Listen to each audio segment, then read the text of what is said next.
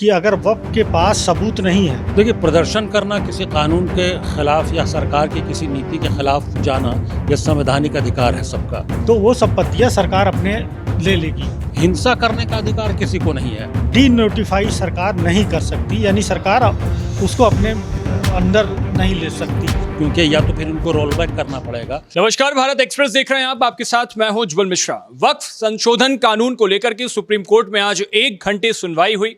वहीं कोर्ट में लगभग 70 याचिकाएं आई थी, जिस पर बेंच ने कहा कि इनको 5 याचिकाओं में सिमटाया जाए। अगली तारीख 5 मई घोषित की गई है। 5 मई को सुनवाई होगी। वहीं 7 दिन तक वक्त दिया गया है सरकार को जवाब देना है। तो कोर्ट रूम में आज क्या कुछ हुआ, अब अगली तारीख पर क्या कुछ हो सकता है, कोर्ट का क्या पक्ष रह सकता है, वकीलों की क्या दलीलें होंगी, इस पर हम बातचीत करेंगे। हमारे साथ 2 वरिष्ठ पत्रकार हमारे साथ होंगे, अजीत प्रताप सिंह और खालिद रजा खान सर होंगे हमारे साथ। तो अजीत सर, पहले तो आज कोर्ट रूम में जो कुछ हुआ उसकी घटना क्या हुई और उसका आप बता दीजिए।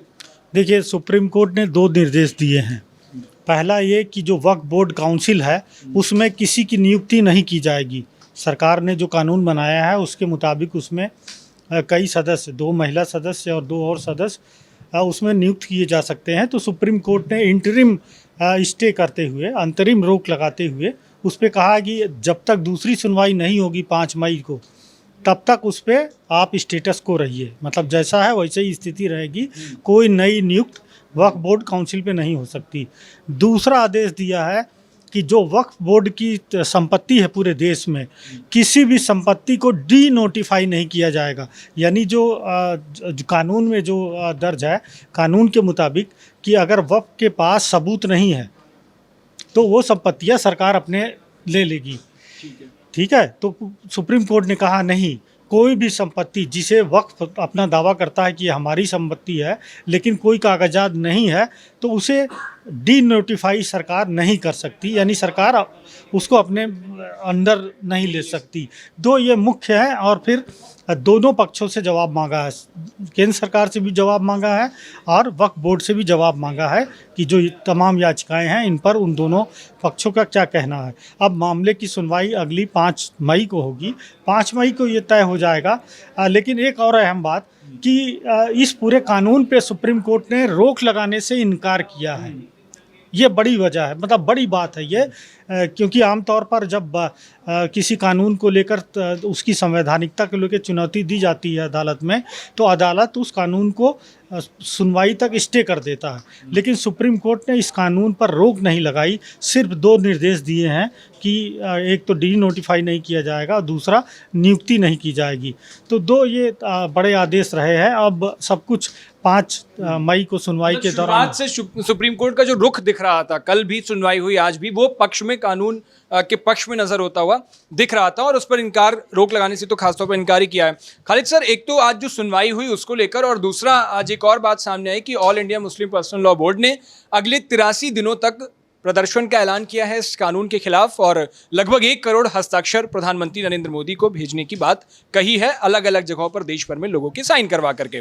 तो क्या इस प्रदर्शन का असर पड़ेगा? जिस तरीके से जब सुप्रीम कोर्ट में सुनवाई हो रही थी तो सॉलिसिटर जनरल बोले कि जो भी ये हंगामा हुआ, हिंसा हुआ, ये सब इस कानून को रोकने के लिए दबाव बनाने की एक साजिश थी और एक कोशिश थी, जो उन्होंने सुप्रीम कोर्ट के सामने कहा। और ऐसा ही प्रदर्शन all India Muslim personal law board की तरफ से भी देखने को मिलेगा। देखिए, प्रदर्शन करना किसी कानून के खिलाफ या सरकार की किसी नीति के खिलाफ जाना यह संवैधानिक अधिकार है सबका।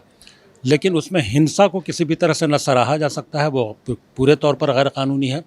लेकिन प्रदर्शन को ये टूल बनाना कि प्रदर्शन जो है वो दबाव बनाने की, और ऑब्वियसली प्रदर्शन दबाव बनाने की कोशिश होती है।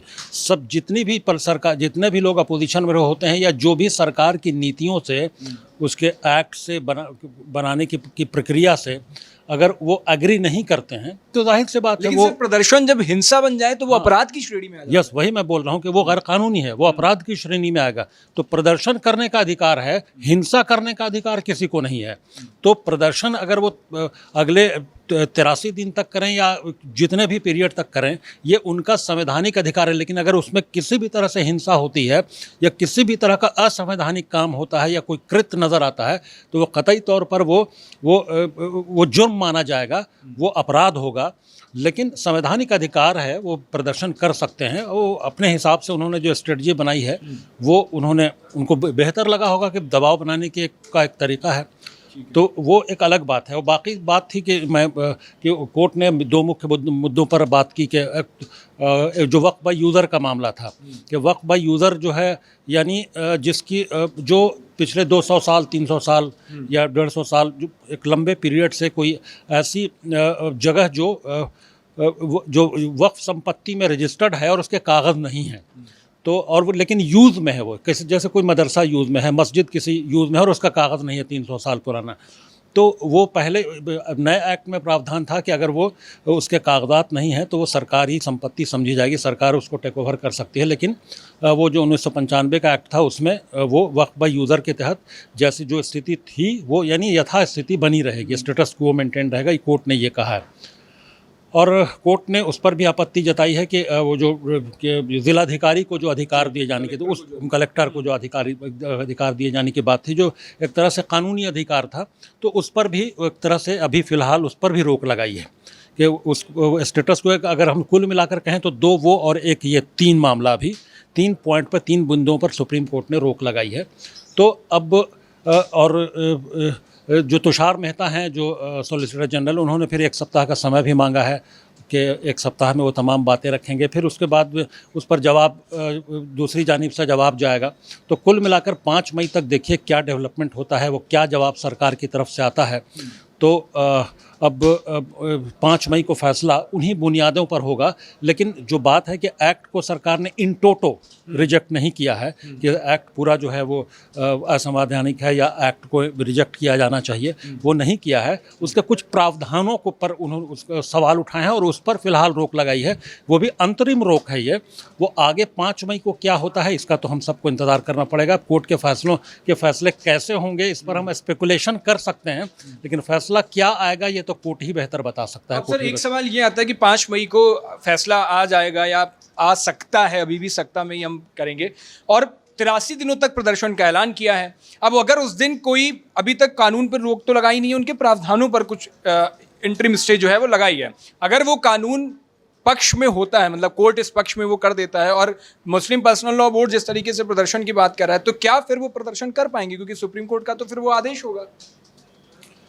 हाँ, ये एक बड़ा सवाल है कि सुप्रीम कोर्ट का आदेश होगा, उसके बाद वो प्रदर्शन कर पाएंगे या नहीं कर पाएंगे, क्योंकि या तो फिर उनको रोल बैक करना पड़ेगा या वो क्या करेंगे। लेकिन अभी जो संवैधानिक अधिकार है जिसका भी तमाम लोगों का, वो एक दबाव बनाने की एक प्रक्रिया वो शुरू करने जा रहे हैं। एक दबाव बनाने का जो कहते हैं प्रेशर टैक्टिक्स है ये, और हमेशा प्रोटेस्ट और इस तरह का डिमॉन्स्ट्रेशन जो है वो प्रेशर टैक्टिक्स का ही काम करता है तमाम लोगों के लिए, तमाम पॉलिटिकल पार्टी हो या जो भी ऑर्गेनाइजेशन हो, वो एक तरीका वो इख्तियार करने जा रहे हैं। कोर्ट की सुनवाई में क्या ये प्रेशर पड़ता है, आपको लगता है इस पर कोई? देखिए, कोर्ट का पर पड़ता है या नहीं असर पड़ता है ये तो एक बड़ा सवाल है, इस पर हमको टिप्पणी नहीं करनी चाहिए। लेकिन एक पब्लिक ओपिनियन ओवरऑल मीडिया के ज़रिए, अखबार के ज़रिए सरकार पर भी दबाव, देखिए मैं ये नहीं, कोर्ट पर दबाव बिल्कुल नहीं कहूँ, मैं कहाँ इस पर सवाल करना भी नहीं चाहिए। लेकिन आमतौर पर एक पब्लिक परसेप्शन जो बनता है, जो ये प्रोटेस्ट से, डिमॉन्स्ट्रेशन से सरकार पर दबाव भी पड़ता है और ओवरऑल जो पब्लिक परसेप्शन बनता है,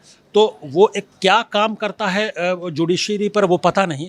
लेकिन जुडिशरी का मेन काम है कि वो सामने जो उनके एविडेंसेस मौजूद हैं, जो डॉक्यूमेंट्स मौजूद हैं, वो उनका पब्लिक ओपिनियन से और पब्लिक प्रेशर से कोई मतलब नहीं। वो सामने डॉक्यूमेंट्स क्या कह रहा है, एविडेंसेस क्या कह रहे हैं, उनका फैसला सिर्फ उन्हीं बुनियादों पर होता है और बहस उन्हीं बुनियादों पर होती है।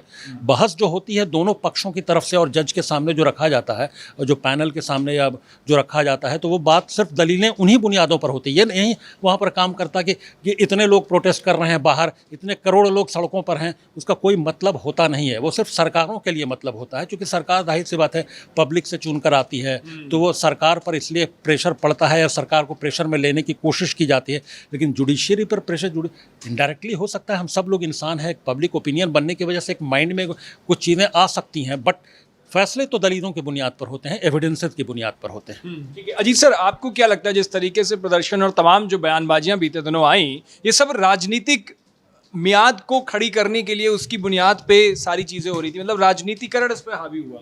बिल्कुल, आप देखिए पूरा विपक्ष एकजुट रहा इस मसले पर। और आप देखिए कि न सिर्फ दिल्ली में संसद के भीतर, संसद के बाहर, बल्कि बिहार में भी हमने देखा, बंगाल में भी हमने देखा, कई जगह पे हमने देखा। लेकिन हमने ये भी देखा कि इस बिल पारित होने के बाद खास करके माइनॉरिटीज़ में काफ़ी लोगों ने इसका स्वागत भी किया, मिठाइयाँ भी बांटी, पटाखे भी छोड़े।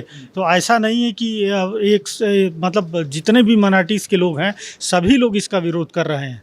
तो वजह राजनीतिक हो सकती है और है भी, विपक्ष भी पूरा जुटा रहा, लेकिन बावजूद इसके और राज्यसभा में सरकार के पास नंबर्स नहीं थे, बावजूद इसके ये बिल पारित हुआ दोनों सदनों से और फिर राष्ट्रपति के साइन बनते ही कानून बना। अभी भी सुप्रीम कोर्ट के दायरे में है। सुप्रीम कोर्ट इसकी पूरी जांच करेगा कि ये बिल कहीं मौलिक अधिकारों का या संविधान में जो धार्मिक स्वतंत्रता का अधिकार दिया गया है उसका कहीं विरोध तो नहीं करता है। यदि विरोध करता है तो फिर सुप्रीम कोर्ट इसको स्ट्राइक डाउन कर सकता है, इस पर पूरी तरह से रोक लगा सकता है, इसको ध्वस्त कर सकता है। लेकिन यदि सुप्रीम कोर्ट ये पाता है कि नहीं, ना मौलिक अधिकारों का और न ही धार्मिक स्वतंत्रता का जो अधिकार दिया है उसका विरोध अगर नहीं करता है ये कानून, तो फिर कानून फिर संवैधानिक है, पास कराया जा चुका है और पूरे देश में लागू है, अभी भी लागू है। केवल एक दो प्रावधानों पर सुप्रीम कोर्ट ने 5 मई तक रोक लगाई है। 5 मई को अगली सुनवाई होगी और ऐसा नहीं कि 5 मई को फैसला भी आ जाएगा। अभी दोनों पक्षों की ओर से दलीलें रखी जाएगी, कुछ दिन लगेगा, हो सकता है कुछ महीने लगे, लेकिन जब पूरी सुनवाई हो जाएगी तो उसके बाद सुप्रीम कोर्ट डिसाइड करेगा कि ये कानून सही है या गलत है, या मौलिक अधिकारों को वायलेशन तो नहीं करता, धार्मिक स्वतंत्रता का वायलेशन तो नहीं करता। उसके आधार पर सुप्रीम कोर्ट अपना फैसला जो भी होगा वो देगा। लेकिन जो प्रदर्शन बाहर चल रहा है, इसका कोई ऐसा किसी भी मुद्दे पर कोई भी दबाव कोर्ट पर कभी नहीं पड़ता, कभी भी नहीं। और किसी ने दबाव डालने की कोशिश की तो फिर वो दोषी होता है। मतलब सुप्रीम कोर्ट का जो वायलेशन है उसकी डिग्निटी का विरोध कर रहा है वो। और आप संविधान में देखिए साफ साफ लिखा हुआ है कि अदालत की गरिमा का हमेशा सम्मान करना होता है। आप जो है गरिमा के खिलाफ कुछ शब्द नहीं बोल सकते हैं, कोर्ट की अवमानना होती है। तो इसलिए जो है कभी भी दबाव बनाने की कोशिश नहीं करनी चाहिए। खास करके कोर्ट पे विरोध चलता रहेगा, सरकार के ऊपर दबाव रहेगा, लेकिन सरकार के ऊपर तो पहले भी दबाव था, बावजूद इसके कानून पास हुआ। तो ठीक है, विरोध चलता रहेगा, लेकिन कोर्ट के इस समय दायरे में है मामला। अब जो है दलीलों की बुनियाद पे सारे फैसला जो कोर्ट का आएगा वो आएगा। एक सवाल सर और लगातार उठ रहा है कि जिस तरीके से अभी चुनाव आने वाले हैं, बिहार के अंदर चुनाव है, सबसे पहले बिहार में ही होगा इस साल में, उसके बाद फिर पश्चिम बंगाल में भी विधानसभा चुनाव अगले साल लगे हुए हैं। तो एक बात कही जा रही है कि इन दोनों ही जगहों पर जो मुस्लिम वोटर्स हैं या मुस्लिमों की संख्या बड़ी तादाद में है। बिहार में, पश्चिम बंगाल में लगभग 25-30% मुस्लिम हैं, बिहार में भी लगभग यही आंकड़ा है। तो इन जगहों की बात जब लोग करते हैं, फिर कहते हैं कि पश्चिम बंगाल में देखो हिंसा हो गई, प्रदर्शन हो रहे हैं, जबकि बिहार में भी मुस्लिम बड़ी संख्या में है, वहाँ तो किसी को कोई आपत्ति नहीं है, वहाँ कोई भी प्रदर्शन और सारी चीज़ें नहीं कर रहा है। तो पश्चिम बंगाल की सरकार पर यह आरोप लग रहा है कि लगातार उनको उकसाया जा रहा है, इसमें राजनीतिकरण किया जा रहा है, कोई साजिश है जो लोग उग्र हो और प्रदर्शन करें। देखिए, ये सब तो राजनीतिक बयान है, तो कि इलेक्शन की वजह से कौन क्या कर रहा है। ये जो जिस स्टेट में अपोजिशन में है, जो पार्टियां हैं, वो वहाँ की सरकारों पर अलग अलग तरह के आरोप लगाती हैं। हर जो पार्टी जो अपोजिशन में है वो चाहती है कि अगली बार सरकार में आए। तो पार्टी में और सरकार में आने के लिए तमाम तरह के राजनीतिकरण और राजनीति का जो गंदा खेल है वो तमाम तरह के होते हैं। जो पार्टी सरकार में है वो भी करती है और जो अपोजिशन में है वो भी करती हैं। कोई इस हम्माम में सभी नंगे हैं, कोई धुला नहीं हुआ। और ये कहा जाए कि राजनीति में कोई बहुत ही आइडियल है, आइडियल देश में कोई नहीं है राजनीति में, सब हम्माम में सभी नंगे हैं। अब रही बात कि इस वक्फ के मामले को लेकर कौन कितना इनकैश कर पा रहा है दोनों स्टेट्स में। यानी सबसे पहले तो अभी बिहार में इसी साल में इलेक्शन होना है, तो बिहार में उस तरह के प्रदर्शन नहीं हो रहे हैं, ये अच्छी बात है। लोग अपना विरोध कर रहे हैं, जिनको विरोध करना है वो विरोध दर्ज कर रहे हैं और करेंगे भी। लेकिन किसी भी तरह से जस्टिफाई नहीं किया जा सकता कि अगर उग्र होकर कर रहे हैं, किसी भी तरह की तोड़फोड़ या हिंसा हो रही है, ये किसी भी एंगल से इसको जस्टिफाई नहीं किया जा सकता और वो अपराध होगा और उसकी सज़ा उन लोगों को मिलनी ही चाहिए जो इस तरह की तोड़फोड़ या इस तरह की आपराधिक गतिविधियों में शामिल होते हैं प्रदर्शन के नाम पर। तो जो बंगाल में हुआ उसकी पूरी निंदा की जानी चाहिए, उसके लिए सरकार को जिम्मेदारी लेनी चाहिए, या सरकार अपनी जिम्मेदारी का ठीकरा अपोजिशन या दूसरे लोगों पर फोड़ रही कि उन्होंने उकसाया, वो कह रहे हैं कि उन्होंने उकसाया, लेकिन अल्टीमेटली जिम्मेदारी सरकार की होती है, जो स्टेट गवर्नमेंट है, जो कि law and order state government की जिम्मेदारी है, वो उनको जिम्मेदारी लेनी होगी। कहाँ पर फेलियर हुआ ये उनको अपना आकलन भी करना होगा और ऐसी हिंसा आइंदा न हो, इसको रोकने का क्या उपाय हो, इसको भी सरकार को जिम्मेदारी लेनी पड़ेगी। पश्चिम बंगाल की सरकार को, ममता बनर्जी की सरकार को जिम्मेदारी से भाग नहीं सकती। कोई भी सरकार अगर ऐसा हुआ है तो जिम्मेदारी लेनी पड़ेगी। अच्छा, आपको एक चीज़ ये लगती है क्या सर, जैसे इस सरकार का अपना एक स्टाइल है चीज़ों को लाने का, काम करने का, और ये हमने लगातार कई बार देखा, जैसे नोटबंदी हुई तो एट रैंडम एक फैसला आया, कृषि कानून हुआ, सरकार लाई, अचानक से लाई, और वो हालांकि अलग है कि विरोध हुआ बाद में, CA NRC वाला मुद्दा हुआ, तमाम लोग प्रदर्शन करने लगे, किसानों ने किया। अब जब ये वक्फ बिल आया उसके बाद से प्रदर्शन शुरू हुआ, तो ये तमाम एकदम अपनी बात सरकार जनता तक पहुंचा नहीं पाई, उन लोगों तक पहुंचा नहीं पाई, क्या ये एक बड़ी वजह है? देखिए, कई माह आपने तो जो मिसालें पेश की, तमाम ऐसे कानूनों में ऐसा लगता है कि सरकार को इतनी जल्दीबाजी नहीं करनी चाहिए। सरकार का काम है कानून लाना, देश के हित में, अब जनता के हित में कानून लाना और उसको एग्जीक्यूट करना, यह सरकार का काम है। लेकिन सरकार को किस तरह को काम एग्जीक्यूट करना, किस तरह से कानून लाना है, किस तरह से एक्ट बनाने के लिए लोगों का ओपिनियन लेना है, बिना ओपिनियन लिए लोगों का जो स्टेक होल्डर्स हैं, अब किसान के लिए कानून आना है तो किसान जो मेजर स्टेक होल्डर्स हैं उनसे, तमाम जो पार्टीज़ हैं, जो उसमें डिफरेंट जो सेगमेंट्स हैं उसके, क्या उनसे बात की गई, उनके ओपिनियंस लिए गए, उनके तमाम जो उनका जो तमाम लोगों के अपने जो स्वार्थ है, जो अलग अलग जो स्टेक होल्डर्स हैं, क्या उनका ध्यान रखा गया। इसी तरह से तमाम कानून लाने से पहले हमें ऐसा लगता है कि सरकार को उतनी जल्दीबाजी नहीं करनी चाहिए। स्टेक होल्डर से बात करके उनके ओपिनियन को इनकॉर्पोरेट करना नहायत ही ज़रूरी है, वरना फिर कानून आएगा भी, फिर वो अफरा तफरी का आलम होगा, फिर विरोध प्रदर्शन होगा। जिस तरह से किसान कानून आया भी, फिर उसकी वापसी भी हुई, CA NRC पर किस तरह से देश में वावेला मचा। तो इस तरह की चीज़ों को अवॉइड करने के लिए सबसे अच्छा तरीका यह है कि जो स्टेक होल्डर्स हैं, अलग अलग जो मुद्दे हैं उस पर, उनको कॉन्फिडेंस में लिया जाए और उनसे ज़्यादा से ज़्यादा लोगों से थोड़ा समय लगता है तो लगने दिया जाए। समय लगने में क्या है, अगर देश हित में कोई काम हो रहा है और उसमें समय लग रहा है तो उसमें कोई दिक्कत नहीं है।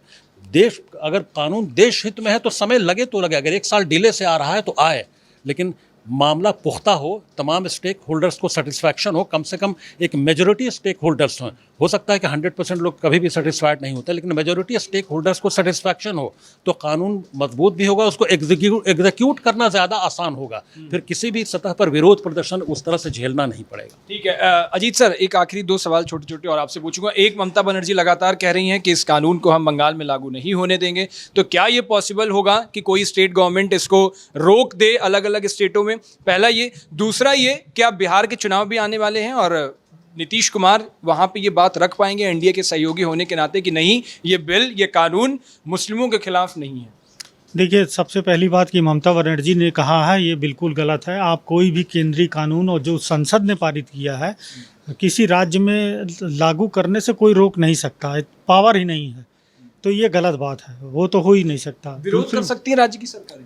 विरोध कर रही है, उनकी पार्टी ने संसद में विरोध किया, TMC ने विरोध किया, लेकिन बावजूद इसके पास हुआ, तो वो तो गलत बात है। जहाँ तक बिहार की बात है, चुनाव आने वाले हैं, तो निश्चित तौर पर ये नीतीश कुमार की पार्टी भी सरकार के साथ थी, बिल पारित कराने में जो है उसने तो पूरा सहयोग किया, तो वो उसके फ़ायदे भी बताएगी। क्योंकि मैंने पहले भी कहा कि पूरा अगर माइनॉरिटीज़ देखें तो पूरी माइनॉरिटीज़ विरोध नहीं कर रही है, कुछ लोग कर रहे हैं, कुछ लोग सपोर्ट भी कर रहे हैं, तो ऐसा नहीं है कि सिर्फ विरोध हो रहा है, बहुत जगह समर्थन भी हो रहा है। आप देखिए, और कहीं तो विरोध नहीं हुआ। जम्मू कश्मीर की विधानसभा में विरोध हुआ, बाहर तो नहीं हुआ, महाराष्ट्र में नहीं हुआ, गुजरात में, जहाँ जिसके वोट बैंक के रूप में इस्तेमाल किए जाते हैं माइनॉरिटी लोग, वहाँ विरोध चल रहा है।